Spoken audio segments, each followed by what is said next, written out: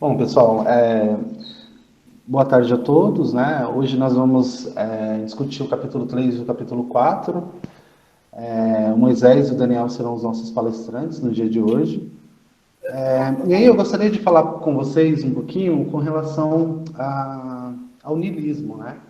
Porque, de um modo ou de outro, as distopias, elas têm uma relação muito profunda com o niilismo.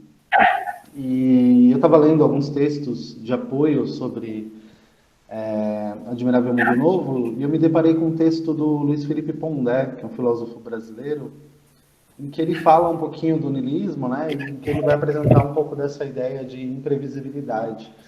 E aí eu acho pertinente que eu faça essa introdução antes de vocês começarem a falar, porque eu sei que vocês vão discorrer acerca do texto em si, e eu acho que talvez isso daqui sirva como um apoio, né, nessa nossa tentativa de destrinchar o Admirável Mundo Novo e de discutir não só ele, mas partindo dele. E aí eu recortei aqui duas frases, uma frase do autor que eu estou citando e uma frase do Bernard, né, que é o autor, é o personagem do Admirável Mundo Novo. Pode passar, Célia, por favor. Deixa eu ver.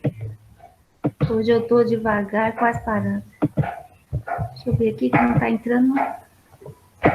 Isso. Então, esse trecho ele está no livro do Pensamento no Deserto, do Pondé, e ele diz assim, ó, somos em alguma medida filhos do vazio. Somos obrigados a ver sua marca cega em nosso rosto. Se formos contemplar nossa ontologia de perto, a própria fisiologia traz em si a marca do esvaziar-se em patologia e morte. E aí o que acontece? Uma coisa que está muito presente nas distopias é essa marca do vazio.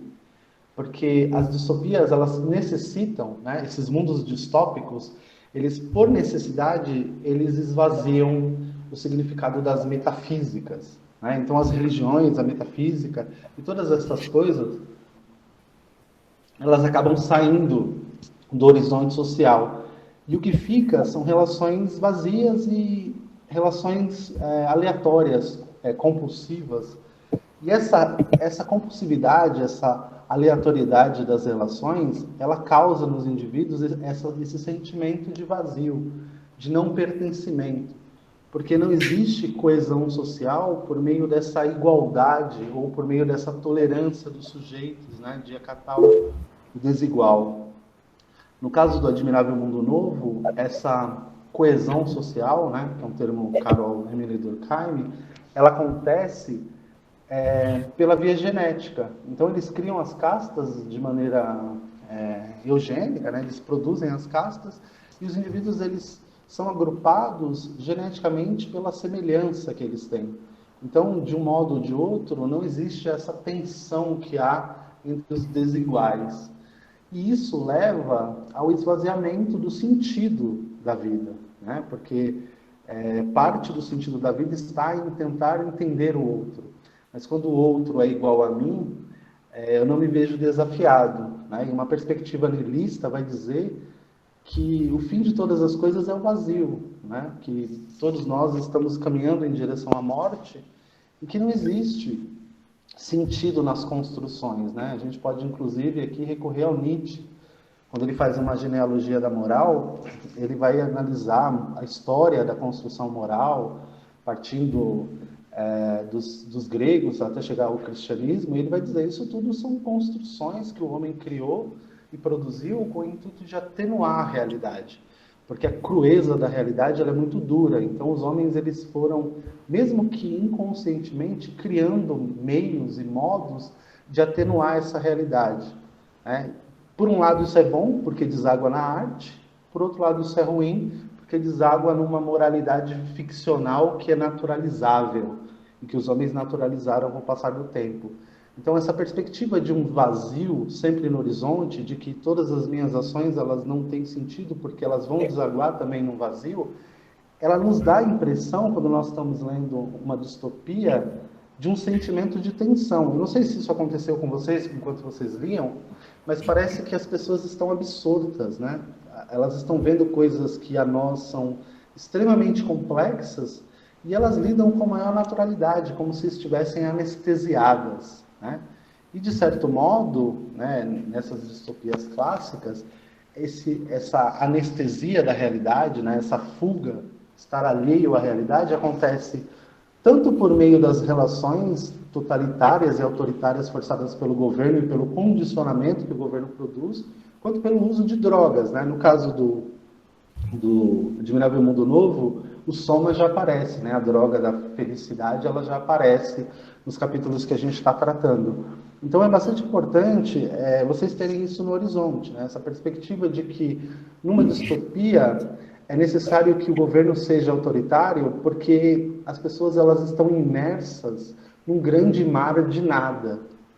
E as pessoas jogadas nesse grande mar de nada, elas se perdem. Então é necessário que o governo tome medidas, e aí a gente percebe que em toda distopia sempre tem um governo totalitário, um governo autoritário, tomando medidas para que esse nada não nadifique todas as relações. Né? No caso do Admirável Mundo Novo, isso acontece com o sexo. Né? Então, não sei se vocês ficaram escandalizados aí, mas as crianças elas são erotizadas desde cedo. E quando eles falam do nosso mundo, né, do mundo que precisa ser apagado, desse mundo do passado, eles nos tratam como se nós estivéssemos errados por tentar preservar as crianças, né, por tentar preservar as crianças dessas relações promíscuas, digamos assim. Então, entendam, senhores, que é bastante importante que vocês tenham essa noção no horizonte, né, de que numa distopia a sensação que causa essa leitura, essa sensação de peso, essa sensação de falta de sentido, de ausência de significado, ela é criada de maneira proposital. Então, quando Huxley faz isso, ele faz de maneira proposital. É para você estar o tempo inteiro estranhando o texto, tudo bem? Então, eu estou trazendo essa breve apresentação porque, a partir do 3 e do 4, o niilismo entra no jogo. E aí é bastante importante que vocês entendam que existe uma perspectiva nihilista, de que tudo vai acabar e de que as coisas elas não têm valor em si mesmas e que é algo muito parecido com o ceticismo, né? Eu não tenho por que acreditar. Então, nesse sentido, isso vai contra as noções, né, que nós temos na nossa realidade, lembrando que o Admirável Mundo Novo é uma ficção, de perspectivas religiosas, políticas, sociais, que dão algum tipo de sentido, tá? Então, essa era a introdução que eu ia fazer, porque eu acho que é importante vocês entenderem que essa negação dos valores que acontece no Admirável Mundo Novo, que desaguaria no niilismo, é muito importante para a gente entender o andamento do texto. Eu tenho certeza que vocês vão fazer uma apresentação bastante interessante aí, apresentando os pontos de vista de cada um de vocês. Então é isso, senhores. Vocês estão prontos? Sim, sim. Então vamos lá. Como que vocês vão fazer? Vocês podem nos dizer, por favor? Se o Moika concordar, tipo, se ele tiver alguma coisa pra dizer sobre o meu capítulo, algum adendo, tanto o Gabriel também que me ajudou, né, algumas partes que eu não consegui entender, eu pedi ajuda dele, tanto um dos dois que quiser fazer, adicionar alguma coisa, tudo bem pra mim, pode falar, tal. É Ah, igualmente, quando dá interessante, terminar, senhores. ele falar do terceiro, eu falo do quarto, e se quiser Ah, ajudar, legal. vendo, e é Vocês, isso. vocês fizeram a divisão. Um fala do terceiro, outro fala do quarto. Ótimo. Aos demais alunos... Apresentar, desculpa, Gilvan, vocês têm alguma coisa? Eu vou parar de apresentar e vocês Não, gatinha, colocam. vai ser tudo no Gogol mesmo, pelo menos por Não, tá, enquanto. só falar, eu gosto Não, não de tem só ir problema. falando. Tá ótimo. Pode ser no Gogó mesmo, tá? No Gogó é até legal porque a gente fica com cara de discussão mesmo. Os demais alunos que estão presentes também fiquem à vontade para perguntar, para questionar, para apresentar outra perspectiva. É sempre importante que vocês cooperem e nos ajudem, tudo bem? Então fiquem à vontade, meninos. A gente está por aqui, se precisarem, é só chamar, tá bom? Os demais alunos também fiquem à vontade. Muito obrigado. Moika, então eu começo, né? Tudo bem? Isso, gatão, isso. Então tá, eu vou falar sobre o capítulo 3 do livro. E um pouco antes de querer falar sobre o capítulo 3, eu gostaria de fazer uma analogia até um filme que eu assisti, que tem uma certa relação. Eu acho que o nome do filme é A Vila, e basicamente o filme consiste entre uma família, né, uma sociedade, que vive unida naquela vila, e existem, tipo, digamos que existem monstros, existem demônios que evitam que as pessoas ultrapassem fora daquela vila. Em torno do filme, quando o filme vai passando, quando chega na metade, a gente se surpreende e descobre que na realidade aqueles monstros e demônios eram próprios humanos, eram pessoas da vila, e a gente descobre que o grande líder deles fizeram isso para que evitassem que as pessoas saíssem da redoma. No final do filme, a gente descobre que eles não estão num mundo que seja da Idade Média ou num tempo muito antigo. Não, por ao contrário, eles estão muito num tempo atual. E o que acontece? As pessoas de fora, no caso a gente que está agora, estava colocando aquelas pessoas numa posição de submissão a uma cultura que eles viviam e não queriam que eles descobrissem por fora. E isso eu faço uma analogia ao capítulo 3 porque o capítulo 3 ele se inicia em dois ambientes, que é a conversa entre a Lanina e a Fanny e a palestra do Mustafa Mond, que é um dos únicos, a gente descobre na história que é um dos únicos caras que tem registros históricos, ou seja, ele é um dos únicos que sabe coisas antigas que a gente passaram, e ele até cita, ele fala sobre Shakespeare, ele fala que antigamente existia uma coisa chamada pirâmide, ele fala que antigamente existia algo chamado Deus. E após isso a gente descobre que a parte dele, uma parte, eu não lembro o que ele fala certinho, mas ele fala que todas as pessoas que tinham registros culturais, ou seja, sabiam dessas coisas, elas foram apagadas, porque como a partir de agora era uma sociedade com um pensamento totalmente novo, algo totalmente não visto, eles não queriam que as pessoas tivessem uma relação com o passado. É, como o professor ele comentou, gostaria de adicionar sobre a questão da erotização. No início do capítulo, a gente se vê entre o diretor, que é o DIC, que é o diretor de incubações, do centro de incubações, e ele, pelo que eu me lembro, ele está caminhando com vários jovens, que é onde ele começa a fazer a explicação e fazer diversos questionamentos complexos sobre como eu poderia dizer, nossos pensamentos. E nisso rola uma cena que é uma das crianças com um objeto que seria um objeto sexual e aquilo é totalmente visto como normal. E quando eles veem, eles dão um sorriso meio irônico e tipo até falam, essas crianças. E aí eu tinha até comentado com o Gabriel como, tipo, nessa sociedade é muito comum essa questão da erotização. Tipo, é muito, muito mesmo. Tanto que há uma conversa entre o diretor e eu acho que é o Mustafa ou outro personagem que eu não lembro o nome, que eles citam sobre uma aluna, porque é, neste local eles, tipo, eles respeitam muito um relacionamento monogâmico. Então, tipo assim, tem uma frase que eu até gravei que fala que cada um de nós pertence a todos. E, tipo, é muito comum. Eu até achei estranho. Eu falei, nossa senhora, tipo, todo mundo trai todo mundo e não tem essa não. E aí entra no ambiente entre a Fanny e a Lanina.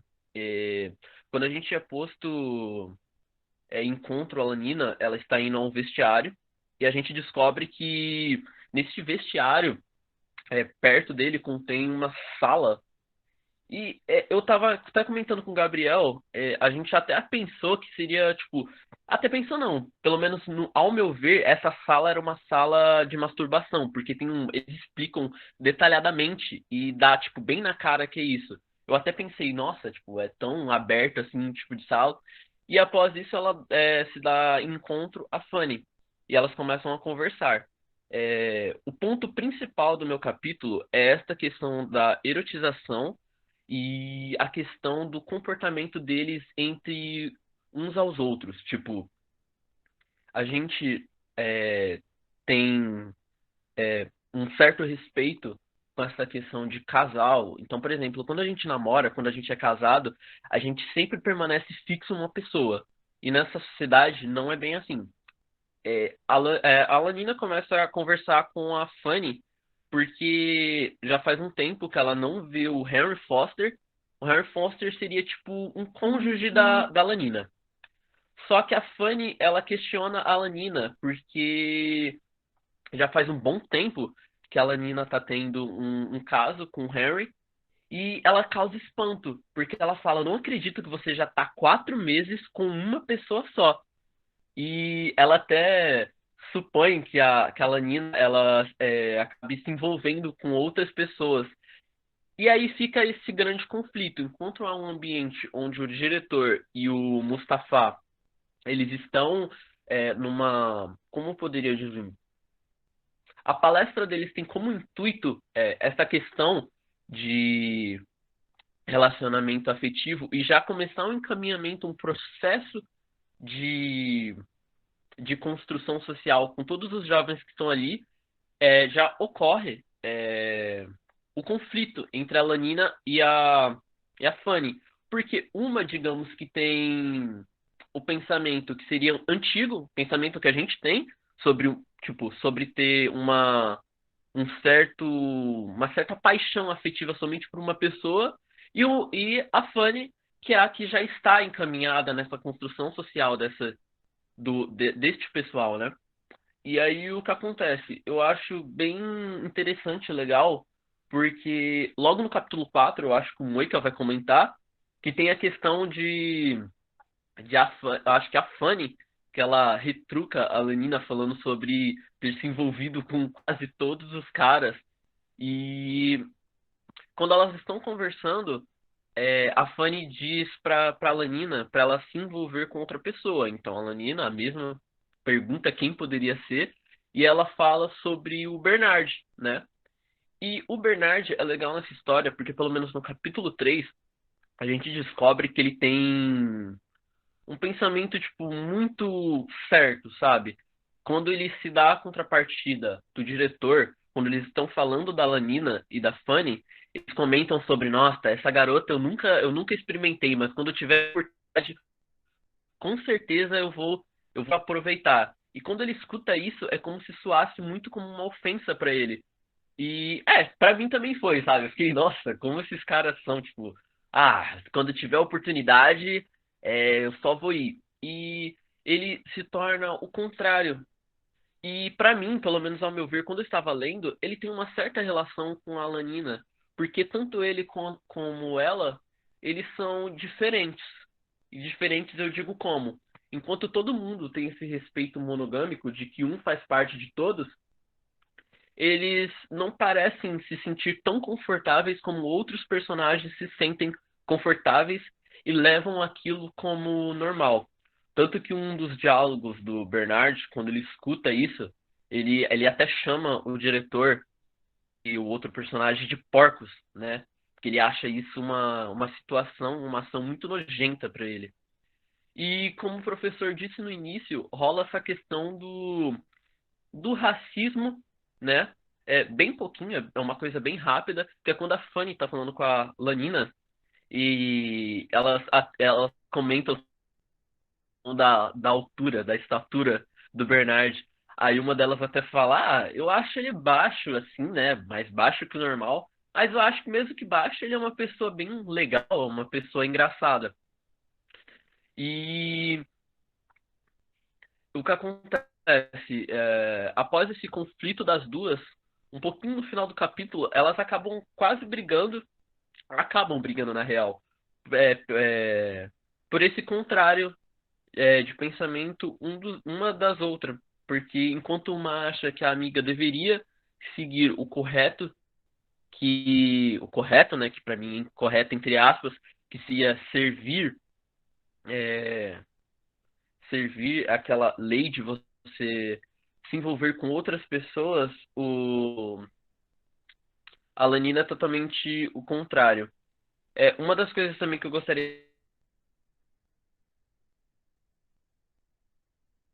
O, as mulheres, a gente descobre que elas não, como eu poderia dizer, elas não têm uma estrutura de reprodução igual à nossa.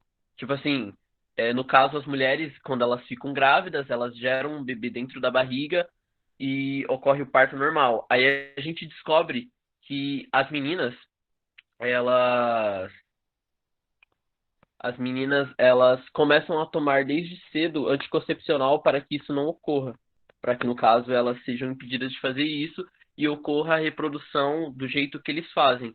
E aí tem uma parte que eles até falam, que a Alanina até fala, ela diz que o diretor falou uma vez pra ela que garotas morenas e com um belo corpo como elas deveriam desde de muito tempo já estar tomando.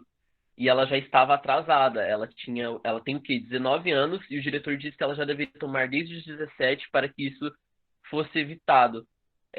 Tipo, para mim, o único ponto mais principal, eu já comentei mesmo deste capítulo, que é essa questão de monogamia e o conflito entre as duas personagens. E se alguém quiser fazer um adendo ou alguma coisa, pode comentar, porque no meu capítulo, por mais que seja grande, do começo ao fim, ele praticamente fica nesses dois ambientes, fixado nesses dois ambientes. A palestra entre o diretor e o Mustafa com os alunos e o conflito entre a Alanina e a Fanny. Não, é Oi, quer exatamente falar isso. alguma coisa? Não Não, sei. é bem isso mesmo que você falou, Dan. Fica muito nesse detalhe. E agora eu já vou partir pro meu capítulo. Posso, Dan? Calma, Não? calma. Rapidinho, a única pergunta que eu queria fazer pro professor, que eu reli, não consegui entender, e eu pedi ajuda pro Gabriel, porque ele leu também, mas também não consegui entender, tem uma parte que o diretor fala, tenta imaginar tipo, um condutor de pressão de água, e imagine que eu faça um furo. Sairá, como dizer, sairá um feixe de água. Se eu faço vários furos, sairá vários feixes de águas. Aí ele diz, ele imita a mamãe, ele fala, ó meu filhinho, ó meu filhinho. Essa parte eu não consegui entender. Fiz diversas analogias, mas eu realmente não consegui entender essa metáfora, né, no caso. É uma metáfora muito difícil, porque a ideia é que se você é o Estado e através de um furo você controla a saída, a produção da vida, a geração da vida, você tem total controle sobre isso. Agora, se esse nascimento ocorre na família, né, o Estado não tem como controlar, então perde-se o controle. Então, a ideia das mães vivíparas, né, que dão à luz ao filho vivo, e ele usa isso como uma ironia, né, numa parte do capítulo 3 dizendo que se não for o Estado para condicionar esse nascimento e esse controle social, as mães vão dar conta disso através do nascimento de muitas crianças, todas elas umas diferentes das outras. E isso faria com que houvesse o descontrole do processo. Pelo menos foi isso que eu entendi quando eu li. Realmente é uma metáfora bastante complexa, porque tem um tom de sarcasmo, né, quando ele fala, né? Mas por que eu cheguei a essa conclusão? Porque ela aparece também quando ele está falando da família, né? Quando ele vai dizer que eles ficavam em casas sujas, cheias de criança, e que havia cuidado entre o pai e a mãe numa família nuclear, né, digamos assim, um lugar fedido, né, apresentando essa falta de limpeza, porque eu não sei se vocês percebem, mas no capítulo 3, quando se fala do sexo, esse sexo, e aí, Daniel, você pontuou precisamente, ele não é um sexo que tem como finalidade o indivíduo, ele é um sexo coletivo. Então, quando o diretor ele está demonizando, digamos assim, a família, ele começa a apresentar que ele considera, né, as mazelas que estão presentes nessa família tradicional, no nascimento de crianças ao modo natural, né, que nós tomamos como natural. Então ele começa a usar algumas metáforas para tentar ridicularizar esse processo. E aí ele apresenta essa metáfora também nesse balaio, né, nessa mistura que ele faz. É importante tentar entender que o autor ele está tentando demonstrar a narrativa de maneira tardia. Então, primeiro ele dá as informações, né? Ele diz como eles vivem, depois ele equipara o mundo que eles vivem com o mundo passado. Então, tem sempre um delay nesse processo, né? De que a vida dos homens antigos era uma vida ruim, né? Porque o homem, eu não sei se você chegou nessa parte, Daniel, mas é que ele fala que a mudança demorou para acontecer porque as pessoas não aceitavam muito bem as castas, porque havia um negócio Isso, essa chamado parte ali, sim. havia um negócio chamado democracia, né? E nesse negócio chamado democracia, as pessoas se viam como iguais. Isso acabava impedindo que as castas acontecessem. Havia também um negócio chamado liberalismo, que não aceitava que economicamente houvesse o controle, né, do total do Estado.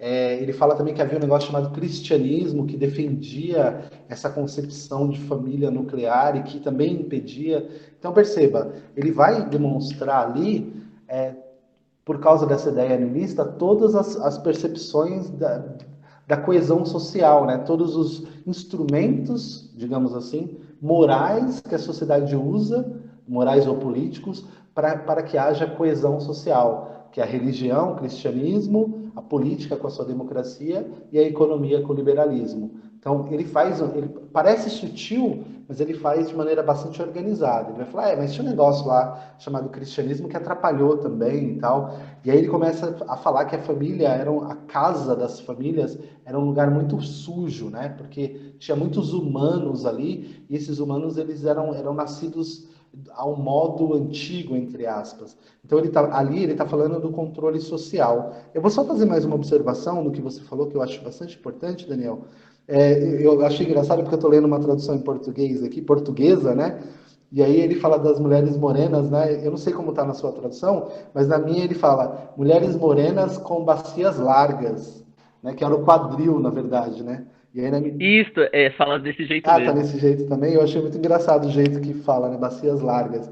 E aí tem mais uma coisa também, aí antes do nosso amigo Moisés entrar, que você falou e você pegou certinho, e é bem pontual, que é o apagamento da história, né? Quem que tem o controle sobre a história e quem conhece a história? Quem está no poder, né? Isso acontece nessa distopia ou em qualquer distopia e na realidade também. Então, quem conhece a história e controla a narrativa histórica tem poder sobre o tempo presente e sobre o tempo futuro. Eu não sei se você percebeu, Daniel, mas tem um momento que ele fala: é só a gente passar o espanador e apagar as coisas, né? Então a gente apaga o livro de Jó, a gente apaga as pirâmides, a gente pode apagar o que a gente quiser, né? E percebam que interessante isso, né? Tem quando o narrador até coloca, quando o Mustafa ele faz um comentário, aí ele diz, Mustafa responde com um certo desdém, como se ele nem ligasse, tipo, Não tô nem só aí, tirar tudo né? que tem.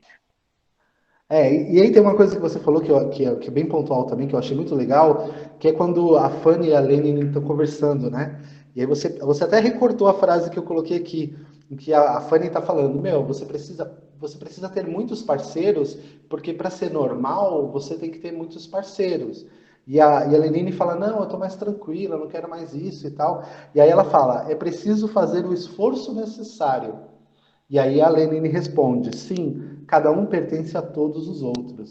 Perceba que interessante, né? Que essa relação sexual coletiva, essa sensualização da realidade, ela tem uma finalidade política.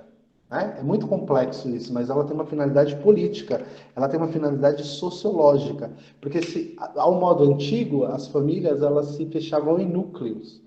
Então, dentro desse núcleo, as pessoas estão, entre aspas, protegidas. Quando você abre isso, é muito mais fácil para o ditador, para o governo, para quem está no poder, controlar, porque você não tem um núcleo fechado de proteção e de igualdade, né? Porque as famílias elas estão protegidas culturalmente, enfim, de cada núcleo familiar tem a sua própria metafísica. Quando você dissolve isso, é muito mais fácil para governar as pessoas, porque acaba sendo o governo, o Estado, que media essas relações, mesmo que negativamente, sem se potencializar. Então, os pontos que você apresentou, eu anotei aqui, estão todos muito, muito interessantes, né? Que é a ideia da história, quem controla a história, a erotização, né? A quantidade de parceiros normaliza o sujeito, os papéis sociais bem definidos, né, das castas, e essa questão da família ser um problema, né, porque elas acabaram sendo um impedimento para todo mundo. Tem uma hora em que o administrador ele fala: nós deitamos fora os fatos, porque destruir é melhor do que conservar. Perceba que interessante.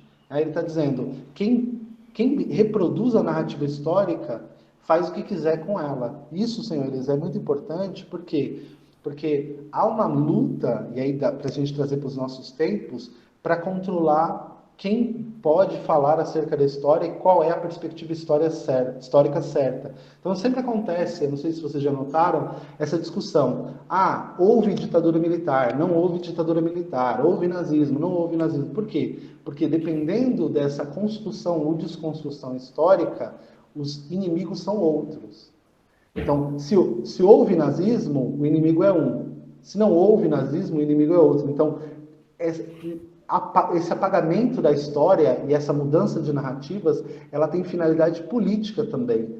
Tanto no Admirável Mundo Novo, quanto aqui, né? No nosso Nada Admirável Mundo Velho. Tudo bem, senhores? Então, parabéns, Daniel. Gostei bastante dos seus recortes, tá? Eu acho que você foi bastante preciso. Né? E você falou que conversou com o Gabriel também, né? Isso é muito bom, né? Trabalhar em grupo, em conjunto, é sempre muito bom. Aí agora a gente vai ouvir o nosso amigo Moisés. Moisés, fica tranquilo porque o capítulo 4 é ainda menor, né? Então, isso que eu tava vendo, o Daniel falou, eu falei, meu Deus, tanta de coisa, meu Deus, tanta coisa assim. Mas vamos lá. O Daniel tinha citado esse negócio, tipo, que aconteceu mesmo, que gerou em volta desse negócio sexual, sobre a Lenina, que ela é mais reservada e pá. O capítulo 4 ele começa num elevador, onde tá a Lenina, o Bernard, e me desculpem que eu sou meio ruim com nomes, eu não decoro muito o nome. Mas enfim, tava bastante alguns homens lá. E aí a Lenina, ela cita uma viagem pra ir que ela quer ir pro Novo México com o Bernard. E tipo assim, algo que bateu já um estranhamento é que, tipo, o Bernard, ele fala pra eles conversarem isso a sós, entre eles dois. E, tipo, não na frente dos rapazes que estão lá. Só que na história também, né, nesse mesmo momento, fala que a Lenina já dormiu com todos os homens que tá dentro desse elevador. Aí vai seguindo, passa e chega na hora que a Lenina ela vai ver o Henry Foster. Henry Foster, acho que é esse o nome. Eu acho que, tipo, a partir de lá, quando ela vai pra lá, eu acho que eu não achei uma coisa tão importante. E aí eu já vou voltar mais pro Bernard. Quando ela tá indo, ela se despede do Bernard, o Bernard fica olhando, e um rapaz, que eu esqueci o nome, como eu falei pra vocês, ele chama o Bernard e cita ela pra ele. E aí ele dá um elogio pra ela e ele parece meio desestimulado. Só que algo que eu pensei que é um modo de vida, é que todos têm que ser felizes. E tipo assim, a partir daí o homem ele oferece uma pílula de soma pro Bernard. E o Bernard ele recusa e meio que sai correndo. E eu fiquei tipo, meu, isso é o correndo, é a pílula de soma. E tipo, eu já falei, meu, tá, tranquilo. Aí, logo em seguida, esse homem ele já toma uma pílula sexual, que já é uma outra droga que eu acho que já vai se relacionando. Passa e o Bernard chega no seu apartamento, na moradia dele. E aí foi aonde que eu citei com o professor que o Bernard chega e ele dá as ordens pros caras abaixo dele. Só que, tipo assim, como o Daniel tinha falado que a Lenina e eu esqueci o nome da menina, elas tinham citado o tamanho do Bernard. E, tipo, nessa sociedade o tamanho meio que significava muita coisa. E, tipo assim, eu tava curioso com isso, eu fiquei querendo saber se tinha alguma coisa, esse negócio de tamanho tinha alguma coisa relacionada com a coisa da vida real mesmo. Aí eu fui pesquisar e eu vi que nos Estados Unidos, geralmente, 20% dos homens mais altos são os homens mais bem-sucedidos, mais ricos. Eu tinha visto isso na internet. Ô, Moica, Oi, pode só citar um negócio também que eu lembrei? pode sim, A pode sim. questão eu não sei, já em desenhos e filmes a gente já viu a questão de fazer Napoleão, acho que é Napoleão Bonaparte como comédia pela questão da altura dele, porque os outros europeus, os soldados eram sempre maiores, e isso era visto como engraçado e irônico, porque na real ele não é baixo, ele é até alto. E eu lembrei também dessa questão de como a altura ela é tão, tipo, influente numa coisa que nem é tão relevante assim. Uhum. E uma coisa interessante também é que os homens, tipo, a classe maior, né? Ela sempre era os mais altos, né, Dan? E tipo, eu fiquei pensando numa parte será se Bernard seria um erro? Porque, tipo assim, a lei lá de lá era ser feliz, e o Bernard não queria tomar essa pílula da felicidade. O Bernard, ele era da maior classe e, tipo, ele não tinha o tamanho. E já fui meio que ligando esses pontos. E, tipo assim, dá a entender também nesse capítulo que o Bernard, ele tá meio triste com alguma coisa. E, tipo assim, ele pensa na Lenina, ele não, tipo, não pensa em várias mulheres. Ele pensa muito na Lenina. E ele meio que se compara aos rapazes de classe alta também, que é o Henry Foster, e mais um rapaz lá, que eles são de alta classe, têm a fisionomia certa, e ele já fica meio assim. Agora, continuando a cena que ele vai mandando as ordens pros empregados, eu tinha até comentado com o professor, mas tipo, é algo que não. Eu perguntei do racismo, porque eles eram negros e bate numa forma bem brusca nesse momento. Esses empregados, eles, tipo, meio que fazem deboche do Berner por eles serem maiores. Só que, tipo, eu fiquei em dúvida porque o Berner era da maior classe. Aí, beleza. Aí, tranquilo, passa essa cena e já vai indo meio que pro final, quase. Onde o Berner, ele vai numa escola ver seu amigo. É um colega seu, um colega dele também. Que eu também não me recordo o nome, que eu sou muito ruim com isso. Enfim, aí ele chega no terraço do local, pede para pro empregado chamar esse amigo dele. O amigo dele tá lá na sala e ele chama esse amigo dele, o amigo dele sobe. E no caminho desse que o amigo dele tá indo ver o Bernard, vem um monte de meninas chamando o Bernard, eu acho que meio que pra ter relações sexuais. E aí o Bernard fala, o Bernard não, chega o amigo do Bernard. E aí o amigo do Bernard fala que não quer, que ele tem que conversar com o amigo dele. Só que aí ela fala, mas não vamos chamar mais nenhum homem, você vai vir sozinho. Aí ele fala, não, que eu tenho que conversar com meu amigo. E outra coisa que o Daniel falou, que bateu muito na minha mente também, é essa questão, tipo, dos homens até tratar um pouco desse negócio das mulheres. Porque a primeira coisa que o Bernard fala quando o amigo dele. Quando o amigo dele entra, é que ele vai levar a Lenina pro Novo México. E aí eles foram, tranquilos, chegaram lá na casa deles, na casa do Berner, né? Estavam conversando. E tipo assim, eu tava pensando que o Berner, ele tava muito angustiado. Só que aí eu fui ver o amigo dele citando as aulas, o que ele ensinava, o que ele passava. E parece que esse amigo dele também, ele não tá tão com prazer nas coisas que ele tá fazendo. Ele fala, como que eu vou citar algumas coisas tão estimulantes, sendo que eu só posso falar isso. Então, tipo, meio que até na questão da educação, na questão dos jovens, do ensino, teria os professores, que é esse amigo dele, um exemplo, teria algo destinado a falar. E ele fala, como eu vou poder falar alguma coisa tão brusca, tão estimulante em algo que eu tenho que falar e é só isso e isso. Aí bem no finalzinho já o Bernard, ele fala que acha que tem alguém escutando eles na porta. Aí o amigo dele vai olhar. E aí o amigo dele fala que não tinha ninguém. E o Bernard fala que tá meio que angustiado, tá muito difícil pra ele. E aí termina com a frase que o professor colocou.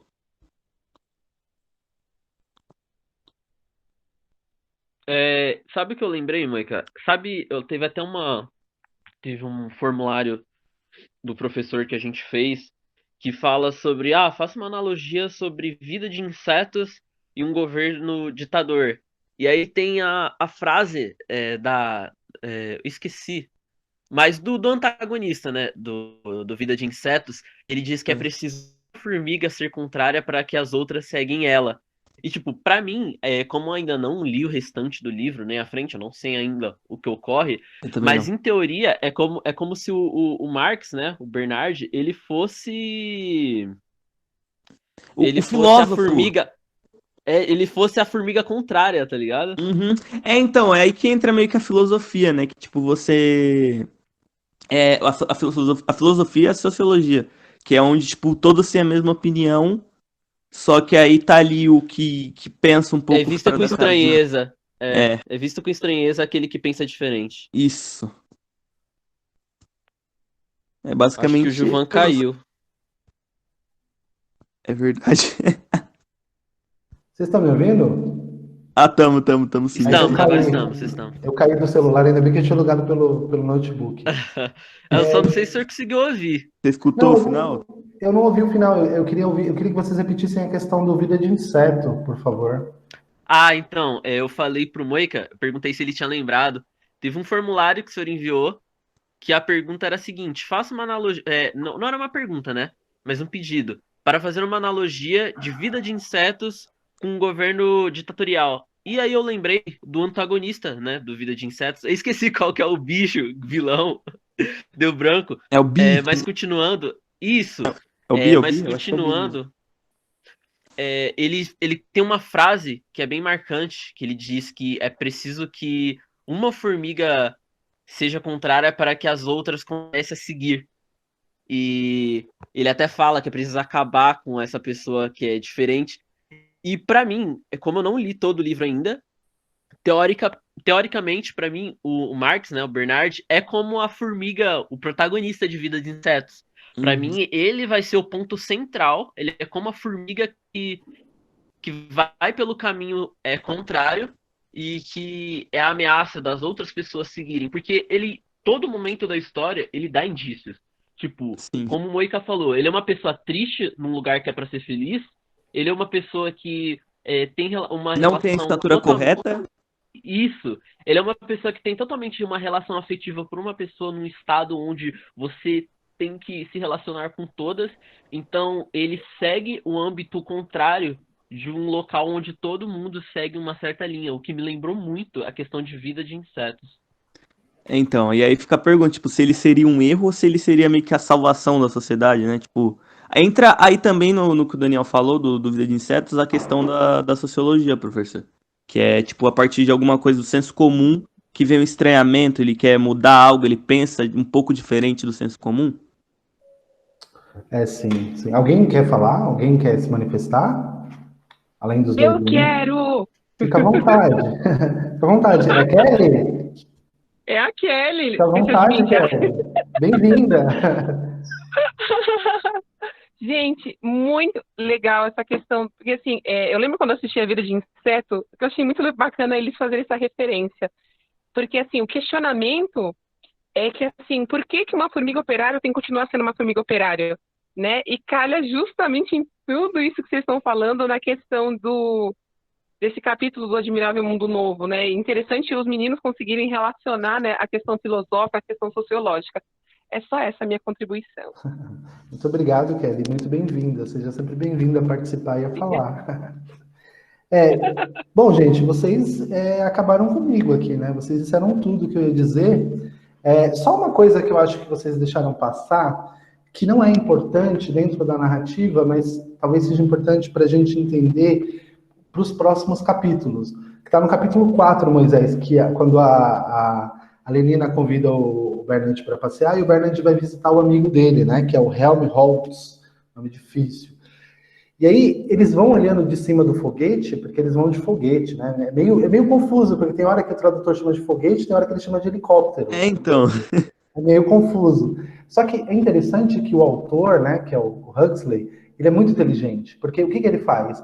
Tem um monte de informação que a gente até então não percebeu no livro, porque é um filme, o livro não é um filme, né? Ele é construído, já disse nas aulas anteriores que ele é construído como um filme.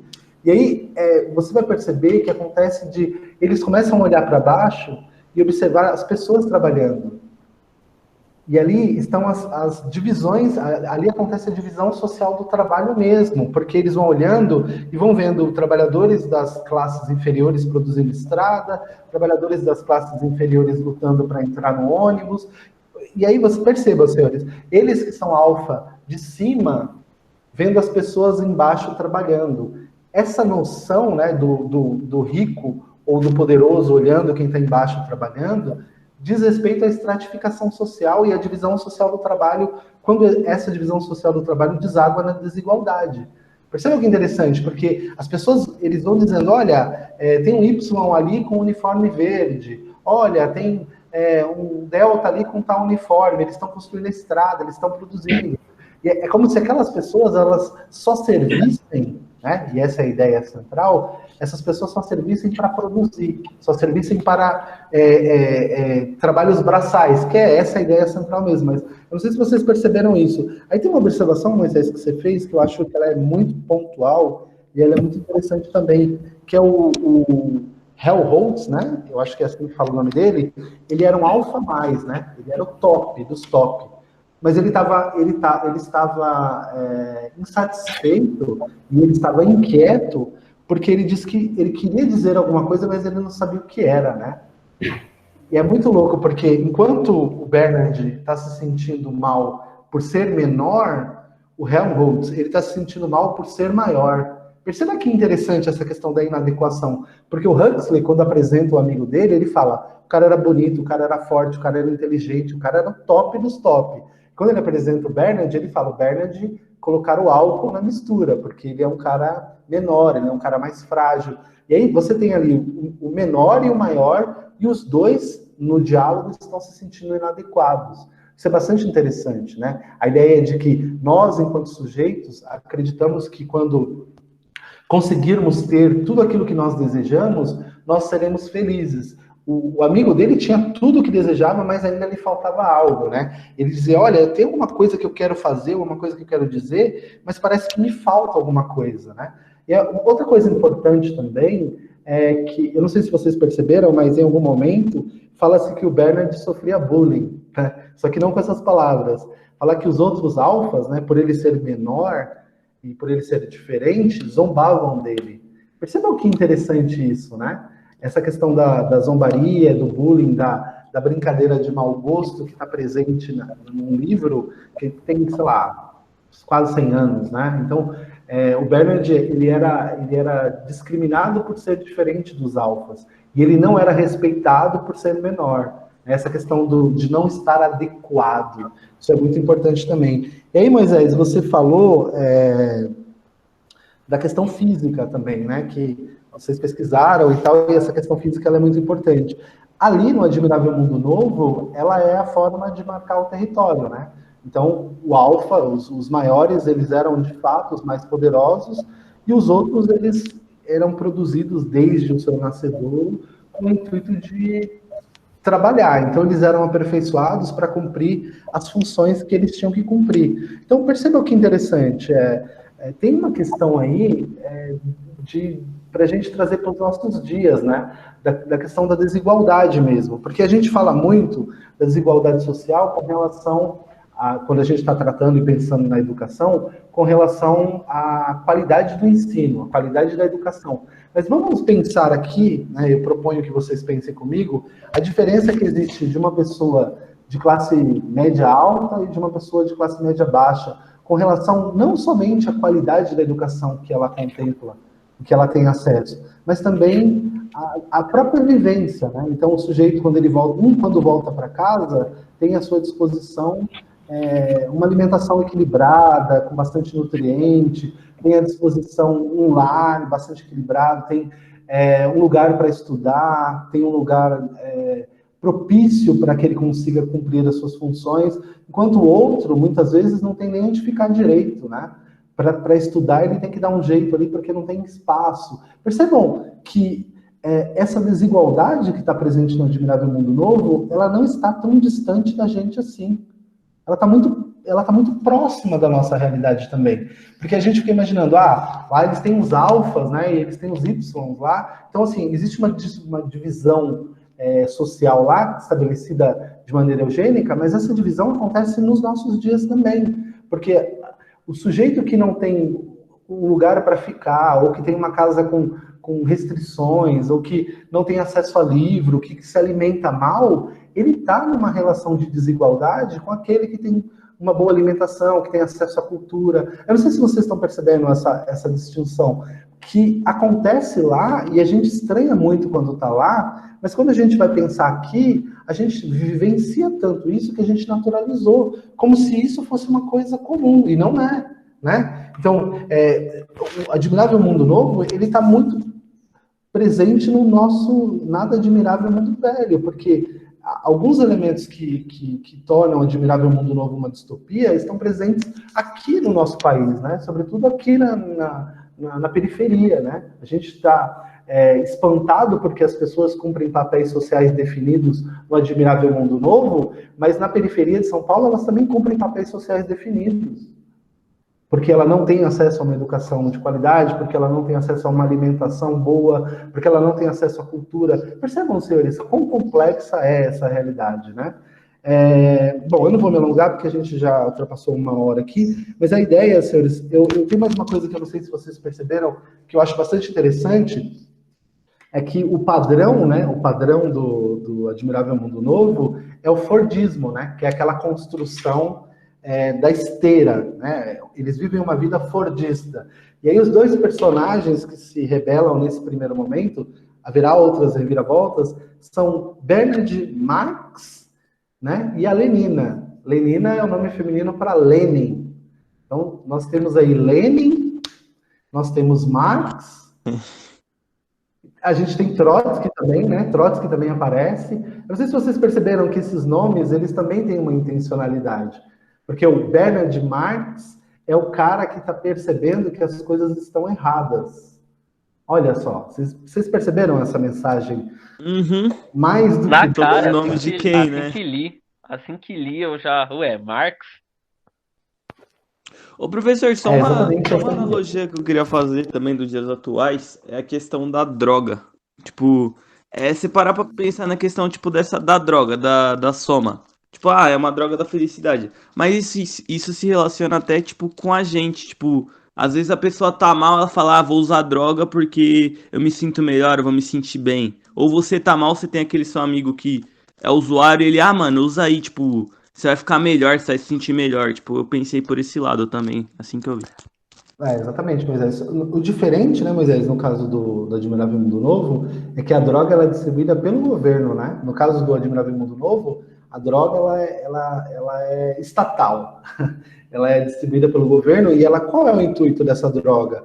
É que as pessoas parem de estranhar, né? Acabe a inquietude. As pessoas começam a ficar inquietas, porque lembra que eu falei no começo da aula? É o niilismo total. Não existe alguma coisa que dê sentido à vida. E quando as pessoas começam a perceber essa falta de sentido para a vida delas, o que acontece? Elas vão lá e tomam um remedinho. E esse remedinho serve para atenuar e para aquietar esse coraçãozinho que estava inquieto. Isso serve, Moisés, para droga, né, como você falou, mas ele serve para outras coisas também que são aparentemente mais leves, né, como, por exemplo, a televisão, né? Eu não sei se vocês já perceberam, mas a pessoa trabalha o dia inteiro, ela chega em casa cansada, ela senta na frente da TV, e essa TV, claro, né, eu não estou fazendo uma crítica, eu entendo as relações, mas essa TV, ela serve para entorpecer a dura realidade corporal pela qual o sujeito passou o dia inteiro, né? Então o sujeito vai assistir uma novela, vai assistir um jornal, para se distrair, para de algum modo sair daquela perturbação física e mental pela qual ele passou e anestesiar, nem que seja por um momento, aquela crueza do real. A televisão, a internet, quem é mais jovem faz isso na internet, entra no Facebook e fica lá só passando a barra de rolagem sem fazer nada. O que é isso? É tentar tirar a mente dessa realidade inóspita e muitas vezes hostil e levar a mente para um lugar mais tranquilo. Perceba que interessante, né? Essa ideia de anestesiar a própria realidade, porque a realidade é dura demais para o sujeito. Lá eles podem fazer isso de maneira legalizada, né? Porque eles têm a soma. A soma seria essa droga da felicidade. Você está triste, vai lá e toma um comprimido. Aqui a gente faz diferente. Né? Como a gente não tem a soma legalizada ainda, embora a droga também cumpra esse papel, como o Moisés disse, a gente tem outras saídas. Né? São várias as saídas e daí a gente acaba desaguando nos excessos. Né? Tem gente que quando está deprimido, está triste, vai comprar, vai no shopping comprar. Tem gente que quando está deprimido e está triste, vai beber. Então percebam, essa soma, embora ela simbolize a droga no sentido mais pleno, ela também tem suas significações no nosso mundo aqui também. É uma tentativa de escapar, de fugir do real. Né? Então é bastante Um personagem. Eita, Pode perdão. falar, tá? Pode falar. Eu lembrei do Matrix também. Tem um personagem, Sim. acho que é no Matrix 2, que ele promete entregar o Neo e o pessoal em troca de viver na realidade Matrix para não ter que viver no mundo real. Exatamente, ótimo exemplo. Aliás, como disse a professora Kelly, parabéns pelos exemplos que vocês trouxeram, exemplos de fora do livro. Isso é bastante importante. Esses exemplos eu vou recomendar para todo mundo que tá assistindo, mesmo que algumas pessoas não vão. Mas eu tinha comentado uma vez com o Gabriel que eu ia recomendar para o senhor assistir. Tem um canal que ele é muito bom com isso, em usar exemplo de filme, usar exemplo de livro e usar exemplo de série, que é uma das coisas que eu mais gosto, porque livro eu não costumo muito usar, né? Mas principalmente filmes, que é uma coisa que eu gosto muito. Tem um canal no YouTube chamado Elegante. E, tipo assim, ele faz uma alusão de vários filmes com situações e problemas sociológicos que eu acho que fica muito perfeito e ele explica de uma maneira muito boa. Então, tipo, pra quem gosta e dessas questões de sempre usar um filme, uma série como um exemplo nessas questões, o canal Elegante é um canal perfeito. Bacana, Daniel, bacana. Eu anotei aqui, vou procurar saber. Essa questão é bastante importante, né? É o que você falou, não gosto de ler, é mais chato, não sei o quê. Eu concordo com vocês, né? Ler não é um ato dos mais agradáveis, sobretudo quando a gente não está acostumado ainda, é o que eu falei na outra aula, né? Ler é igual andar na esteira. A gente tem que ir devagar, mas com o passar do tempo a gente naturaliza e começa a gostar. A relação da leitura com as séries ela é bastante interessante, porque vocês percebam, o fato de vocês estarem lendo agora e terem assistido séries, terem outras vivências, possibilitou a vocês trazerem esses exemplos que vocês trouxeram. Então, é bom tentar equilibrar essa relação visual, né, do entretenimento fílmico com a leitura também, né? A gente sabe que é muito mais fácil assistir uma série do que ler um livro, mas a gente tem que se desafiar também a ler um livro. E a gente tem esse desafio, né, que é ler o Admirável Mundo Novo inteiro. Eu acho que vocês cumpriram muito bem o papel de vocês. Tem alguém querendo falar, alguma coisa assim? Alguém quer fazer algum comentário? O próprio Gabriel também que participou, a Bispo, a Letícia, a Celinha, se quiser falar. Tem mais alguém aí? Vocês querem falar alguma coisa? Alô, tá me ouvindo? Sim, estamos aqui. Eu só queria falar que o canal Elegante é maravilhoso e quem vê não vai se arrepender. Meu Deus, que canal bom. Vocês não estão tendo participação nos lucros, não, né? Beleza, obrigado pela indicação, eu vou assistir, vou procurar. E os demais alunos também, né? Tá sem fazer nada, tá meio frio aí, façam isso. Bom, senhores, eu acho que a gente pode se encaminhar para o final, né, Celinha? Pode sim, então. Eu tenho essa dificuldade de ler, mas eu leio, assim, às vezes alguma coisa, e achei, assim, bastante interessante os meninos trazer essa visão deles, porque até para mim serve de lição, porque às vezes eu sou meio limitadinha mesmo, e assim, eu achei bacana demais, os meninos estão de parabéns. Eu fiz anotação, mas perdi o tempo, porque eu não queria interromper, que estava muito interessante, e assim... Eu acho que a nossa turma está se saindo bem, e eu acho que os alunos também estão entendendo bastante o que nós estamos propondo para eles, que esse desenvolvimento da turma, né, que cada um vai nos surpreendendo dentro dos capítulos, não é isso, Gilvan? Exatamente, Célia. Eu fiquei bastante satisfeito, tanto com a apresentação, a primeira apresentação da Bispo e do Cerqueira, quanto com essa apresentação agora do Moisés e do Daniel. Eu acho que foram apresentações com perspectivas diferentes, mas que trouxeram um olhar muito, muito profícuo da coisa toda. Isso é muito bonito, né? Por isso que eu gosto de que vocês falem, né? Porque essa discussão ela só tem a acrescentar. Eu gostei muito mesmo dos recortes que vocês fizeram. Para pontuar, né? Para pontuar aqui, a gente tem o primeiro, o segundo, o terceiro capítulo apresentando algumas questões ali mais gerais, e no quarto capítulo a gente tem esse aprofundamento dessa relação entre a Lenina e o Bernard, e o finalzinho ali ele apresentando como as classes sociais se dividem nessa divisão social do trabalho. A partir de agora, a coisa vai ficar um pouco mais tensa. Então eu convido aqueles que ainda não leram a ler os 4 primeiros capítulos e nos acompanhar no quinto e no sexto, né, Célia? É uma leitura densa, é uma leitura pesada, mas ela não é uma leitura desagradável. É uma leitura gostosa porque você vai fazendo paralelos com a sua realidade e vai te desafiando a pensar a sua própria realidade, que é uma coisa muito importante. A gente tem que se desafiar, né, a pensar a nossa própria realidade a partir de outras realidades, mesmo que sejam elas ficcionais. Portanto, queridos alunos, professores participantes e diretores, e todas as pessoas que aqui estão presentes, nós vamos nos encaminhar para o final da nossa discussão. Estou muito satisfeito com as duas. Quem quiser se candidatar antes que o professor e a professora escolham, né, na dedocracia, né, Célia? A gente não quer usar a dedocracia, a gente quer a democracia. Acaba usando, porque eles não se manifestam, né, Ju? Quem quiser participar, né, fiquem à vontade para nos propor o método como vocês quiserem fazer. Não precisa ser igual a Cerqueira o Cerqueira e a Bispo, não precisa ser igual ao Moisés e Daniel. Vocês fazem a apresentação do modo como vocês desejarem, né? Nós estamos aqui para apoiar e para participar também. É isso, senhores. Muito obrigado pela participação de todos. Foi um prazer estar nessa tarde fria de terça-feira com vocês. Pode falar, Célia. Então, eu quero agradecer os alunos que estão entrando pela primeira vez. A Maria Fernanda está presente. Bem-vinda, Maria Fernanda. O Iago, né? O Iago sempre está aqui, mas hoje ele entrou desde o comecinho. A Vitória, né? Tá, todos os alunos que estão presentes, sejam bem-vindos. Vamos ficar só nessa participação, não. Vamos daqui a 15 dias, nós vamos estar de novo presente aqui.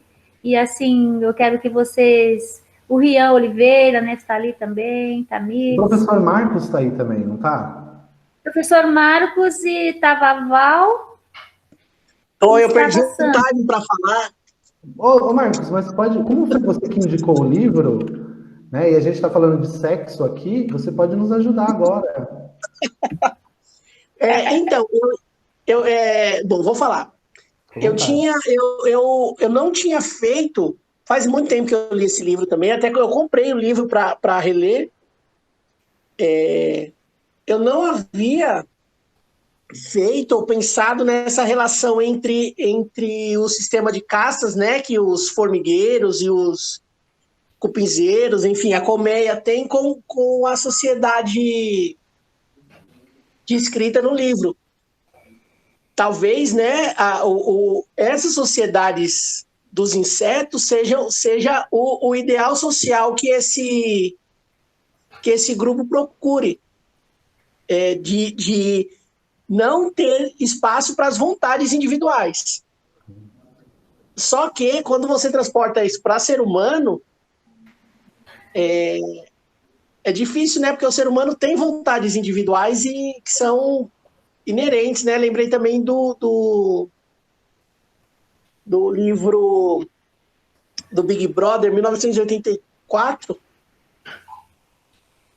que também tem essa questão de trabalhar o esquecimento das vontades individuais em detrimento da sociedade. Eles alteram até a língua, né? Oi? No 1984, eles propõem até uma mudança no idioma, né? Sim, sim. E em relação à história também, que é muito legal, né, assim, interessante de ver, que eles simplesmente mudam a história, né? O governo estabelece uma meta de crescimento, por exemplo.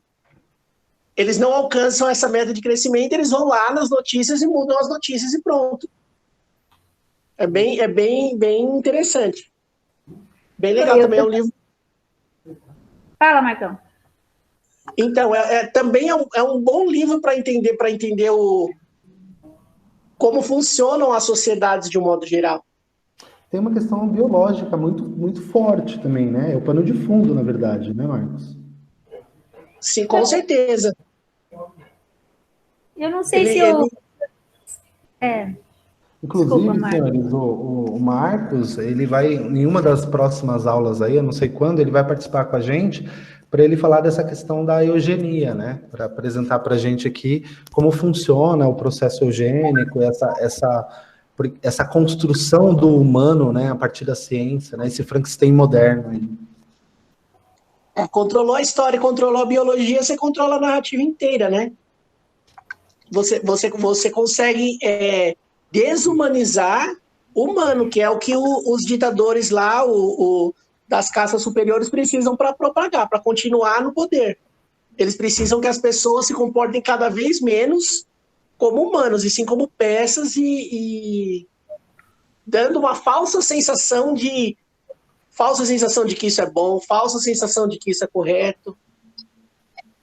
Tá muito legal a discussão de vocês e muito boa analogia. Eu não tinha pensado mesmo nessa relação insetos, castas de insetos, né, as sociedades dos insetos e a sociedade do livro. Parabéns. Muito obrigado, Eu também Marcos, pela percebi, participação. não sei se eu estou errada, eu sou bem, assim, eles nunca falam em pai e mãe lá, eles são, assim, meramente históricos, né, não existe. O relacionamento muito intenso ou prolongados eram proibidos, considerados até anormais, né? Quando se trata desse Bernard Marx lá, parece que ele tinha uma infidelidade doentia, né? Então, assim, parece que era tudo que nós, seres humanos de hoje, alguns ainda está apegado a essas coisas, não é? Sim, sim, Célia. Tem uma fala da Fanny, que é uma personagem que aparece no terceiro capítulo, que ela diz assim, ó: tu sabes bem como Dick se opõe a tudo que seja intenso ou a tudo que dure muito. Né? Porque a Lenine estava mantendo uma relação duradoura, e aí ela vai dizer, não, você não pode ter relação duradoura, porque essas relações duradouras, elas são contra o nosso projeto social. Né? Isso é pontual, de fato. Ok, então. Bom, pessoal, se ninguém mais quer participar, nós vamos nos encaminhar para finalizar. Quero agradecer aos meninos pela coragem e pela presteza em fazer aquilo que lhes foi proposto. Agradecer a todo mundo que está aqui presente, né, aos professores que falaram também, a Kelly Marcos, aos alunos que participaram. E é isso, pessoal. Obrigado. E a gente se vê daqui a 15 dias. Quer falar, Célia? Pode finalizar, Célia. Obrigada pela participação de todos os que estão presentes aqui, que interagiram ou não, mas assim, foi muito proveitoso essa nossa aula, e quero dizer que amanhã nós temos live de matemática às 16 horas. Vamos lá, vou aguardar vocês, tá bom? Obrigado, Tá bom, pessoal. Ok, professora. Ok, professora. Tchau, gente. Boa tarde.